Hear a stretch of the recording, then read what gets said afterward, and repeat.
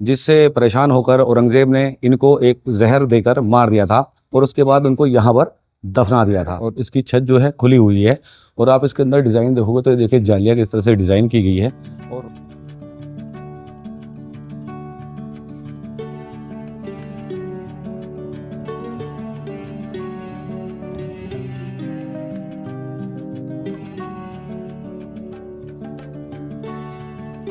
Hello दोस्तों, मैं हूं शाहनजर और आज मैं आपको इतिहास की सबसे ताकतवर और अमीर शहजादी के मकबरे पर लेकर आया हूं, जिसका नाम था रोशन आरा। और रोशन आरा जो थी वो शाहजहां और मुमताज़ महल की बेटी थी। तो ये देखिए मेरे पीछे आप देख रहे हैं, ये है रोशन आरा का मकबरा। तो चलिए इस वीडियो को जल्दी शुरू करते हैं और मैं दिखाता हूँ आपको इसको डिटेल से कि ये मकबरा कैसे बना हुआ है और रोशन आरा की कबर किस तरह की है। तो आइए चलते हैं इस मकबरे के अंदर। तो जैसे ही दोस्तों आप इस मकबरे को देखेंगे तो इसके जो इधर जो आपको 3 दर दिखाई देंगे और 3 दर ही इधर दिखाएंगे, जो काफ़ी बड़े बड़े दर हैं। और इसके चारों तरफ जो है 3-3 दर हैं, तो 3 चौक 12, तो इसे 12 दरी भी कहा जाता है। ये देखिए ऊपर इसके छोटी छोटी छतरियाँ बनी हैं चारों तरफ। और नीचे की तरफ अगर आप देखोगे तो ये देखिए नीचे की तरफ इसका सरफेस अगर आप देखोगे तो ये पूरा लखोरी ईंटों से बना हुआ है। और इसके चारों तरफ इस तरह से तालाब बने हुए हैं, छोटी छोटी जो नदियाँ बनाई जाती थी मुगलों के टाइम में, वो बनी हुई हैं। ये देखिए, और यहाँ पर उस टाइम में पानी भरा होता होगा। तभी चलते हैं इसके अंदर और मैं दिखाता हूँ आपको करीब से, देखिए कैसे बना हुआ है। और ये देखिए इनके डिज़ाइन देखिए इसके किस तरह से किए गए हैं। और ये देखिए ऊपर की तरफ अगर आप देखोगे तो ऊपर इसमें छोटे छोटे आपको ये कड़े नज़र आएंगे, जो लोहे के कड़े हैं। और इनका जो काम होता था वो ये होता था कि यहाँ पर जो धूप में पर्दे लगाए जाते थे। देखिए आप सामने जो देख रहे हो ये है रोशन आरा की कबर। और इसके डिज़ाइनिंग देखिए आप, अलग अलग तरह के यहाँ पर फूल बने हुए हैं। हर जगह पर फूल पत्ती सब पूरा कार्विंग की गई है। और ये जो है पूरा लाल बलुआ पत्थरों से बना हुआ था, लेकिन इसमें जो है बाद में वाइट पेंट किया गया है, जैसे आप देख रहे हो। और यहाँ के आप डिज़ाइन देखिए। और ये देखिए ये है रोशन आरा की कबर। और ये जो कबर है ऊपर से खुली हुई है छत इसकी।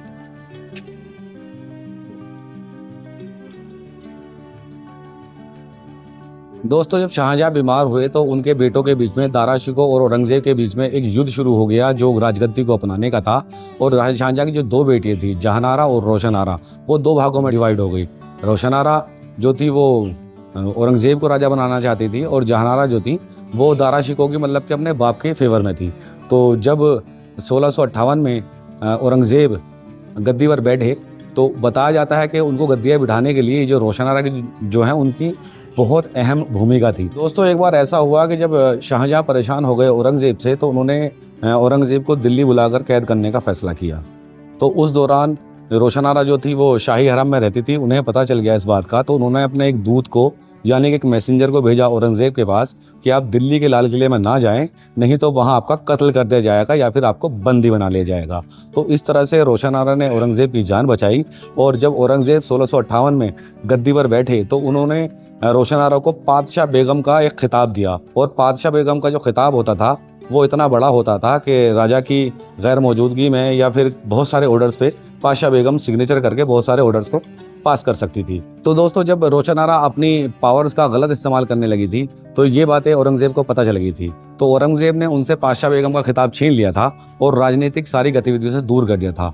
तो उसके बाद उन्होंने इस महल को बनाया था और इसमें ये बहुत सारे ऐसे काम करने लगी थी जो औरंगजेब को पसंद नहीं थे। और ऐसा भी कहा जाता है कि रोशन आरा की शादी नहीं हुई थी और इनके बहुत सारे लव एंगल बन गए थे, जिससे परेशान होकर औरंगजेब ने इनको एक जहर देकर मार दिया था और उसके बाद उनको यहाँ पर दफना दिया था। तो ये जो कबर है ये रोशन आरा की कबर है। ये देखिए दोस्तों ये है उनकी जालियाँ और इन पर फूल पत्ती और कार्विंग का आप डिज़ाइन देखेंगे ना, तो ये देखिए किस तरह से डिज़ाइन बने हुए पूरे। और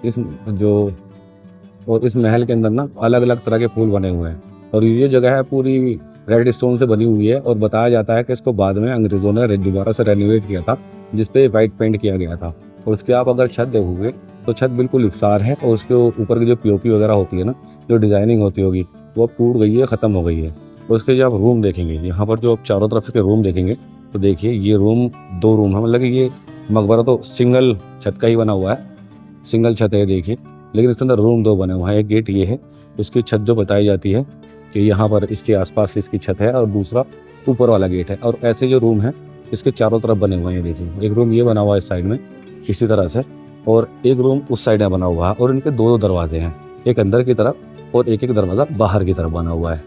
तो ये देखिए पूरा रोशन आरा का महल है, इसमें रोशन आरा रही थी।